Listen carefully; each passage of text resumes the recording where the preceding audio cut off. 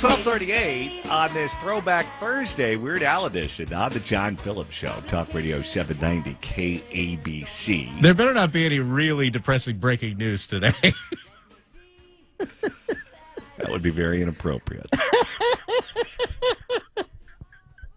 800-222-KABC is your phone number, 1-800-222-5222. It is a pleasure to welcome our next guest to the program. She is the Congresswoman representing coastal Orange County, and that is Seal Beach, Sunset Beach, Huntington Beach. I think it goes all the way down to Laguna Beach. Congresswoman Michelle Steele, welcome. Thank you very much for inviting me. Thank you so much for coming on the show. Now, earlier in the program, we were playing sound from a speech that Gavin Newsom gave to the California Realtors Association. And in this speech, he did something that he loves to do. Why, I don't know, but he always does it. He attacked Orange County. Let's listen to Gavin Newsom attacking Orange County. But it's a flywheel. It takes time. We need to keep leaning in. The Housing Accelerator Program, $1.75 billion. Home ownership programs that you helped fund and design. 7,600 families benefiting just last year with $139 million of grants as it relates to down payment and closing costs. Another $100 million we put up to grow that program, and more we'll be announcing in just a few weeks in our May revise. We are moving in the right direction in a way we haven't done in the past. If you think all that's gobbledygook, ask Huntington Beach.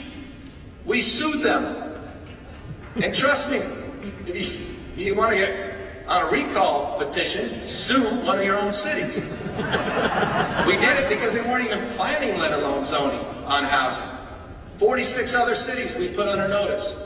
2/3 of them now back in compliance. Carrots and sticks. Strategies in play. Money. I don't get it, Congresswoman. He attacks Orange County and Huntington Beach on the late night shows, whenever he goes on the late night shows. He was attacking Orange County and Huntington Beach in front of the California Realtors Association. What's his problem? You know what? What's the problem with him? He's the one caused all these problems. Well, 2020, I was chair of Orange County at that time. And I'm the one declared the state of emergency during the pandemic 1 week before he did. And I put the business ad hoc committee together, and we opened all small businesses within a couple of months with safety guidelines. He got so mad, and he retaliated, and he shut down Orange County beaches. He's the one actually took parental rights, so kids couldn't get education, right education for 2 years. He's the one shut down all the small businesses. About 40% of California businesses are not coming back. He's the one actually shut down Orange County beaches, and they were pulling out all these surfers. Have you ever seen surfers holding hands together and they are spreading viruses? You know what? This is exactly what he did, and he ruined California. He had nothing to complain about Orange County because we tried to do the right thing. And now that we have $47 billion surplus in California, I send a letter out that let's suspend gas tax. You know what?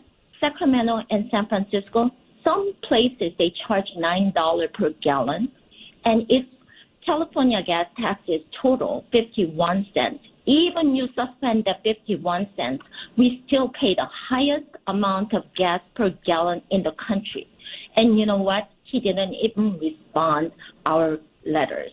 So think about that. If he's doing the right thing and he thinks that California has to go to the right direction, he should unwind whatever he did so far. That's the right way to do it. Why he makes fun of Orange County? Because out of all those 58 counties, Orange County is the best and most beautiful, and we try to keep it as is. So he should stop attacking Orange County. That's what I think. Here's what I don't understand. Anthony Fauci came out this week and said the pandemic's over. Anthony Fauci, who is Mr. Hysteric when it comes to COVID, if he's willing to admit that the pandemic is over, Isn't it time that Gavin Newsom gave up the state of emergency so that way he'd have to go back to the legislature if he wants to change the rules as opposed to ruling us like a king, which would also, by the way, then take away the emergency powers from the public health directors at the county level, like in Los Angeles, where they reimpose the mask mandates at the airports and ports and transportation systems? I think he should have give up his playing that his dictatorship in California, that he's been doing it for almost, 2 years, maybe more. You know what? I think it's time to end. And he should stop this playing game as a dictator that tried to run this California. We have so many problems. We have supply chain crisis. We don't have anything on the, well, I cannot say anything because we cannot say anything. We have a lot of merchandise on the shelves, but still some empty shelves. We have to really move those cargoes, ships right out there in front of Long Beach and LA ports, and bring those. Actually, I sent another letter out to the governor. So we have to bring these independent truckers to move those cargo out from those ports.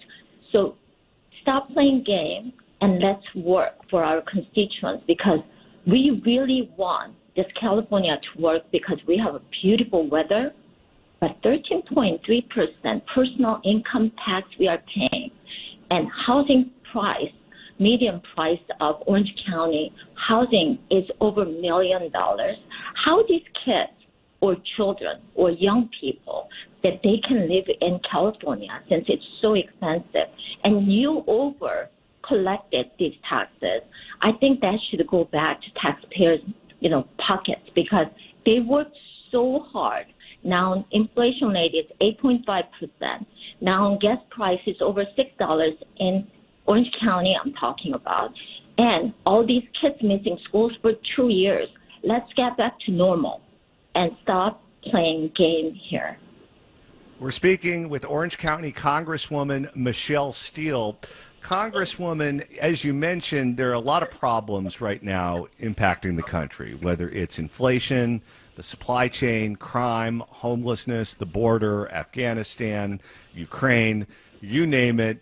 We have a lot of things broken right now in this country and in the world. And whenever things are broken, voters tend to blame the party that's in power. And right now, Democrats control both houses of Congress, and they control the White House. And the poll numbers for not just congressional Democrats, but the approval numbers for President Joe Biden are at historic lows in his presidency. They know the public is angry.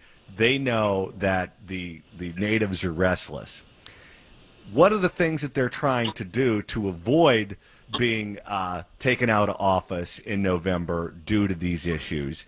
Is they try to change the subject. Your opponent in your race in Orange County tried to change the subject away from those issues by attacking you for having an accent. Can you speak to that? You know what? I came to this country when I was 19. I speak Korean as my first and Japanese my second and English my third. My accent is my life. And, I won. That's my story.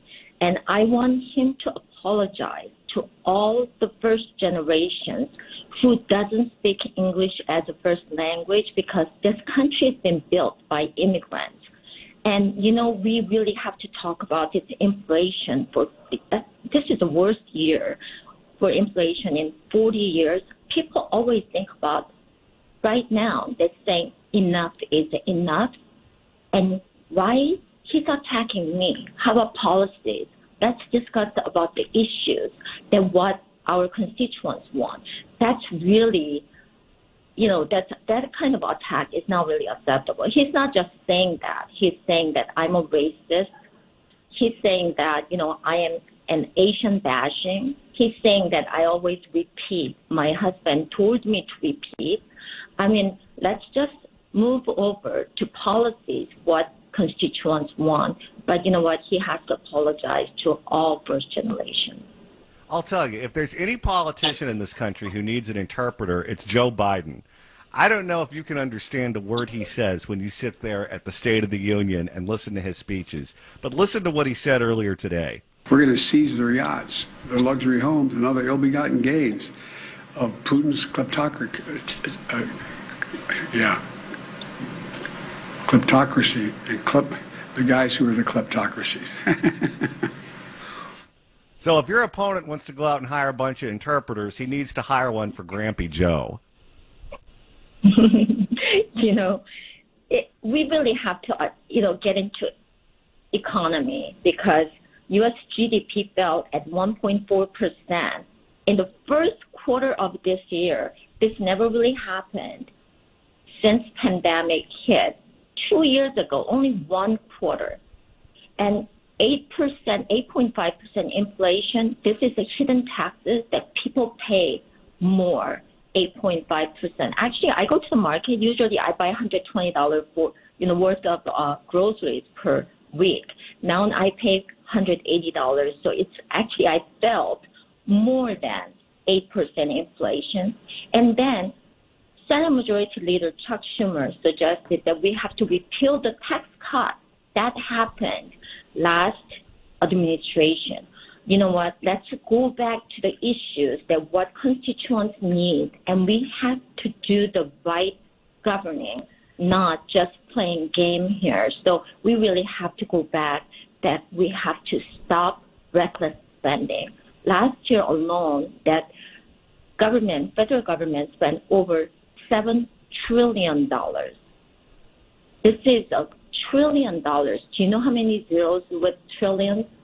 The first time I came here in 2021, I counted. There's 12 zeros. Think about that. You know what? We really have to attack the issues that what constituents wanted.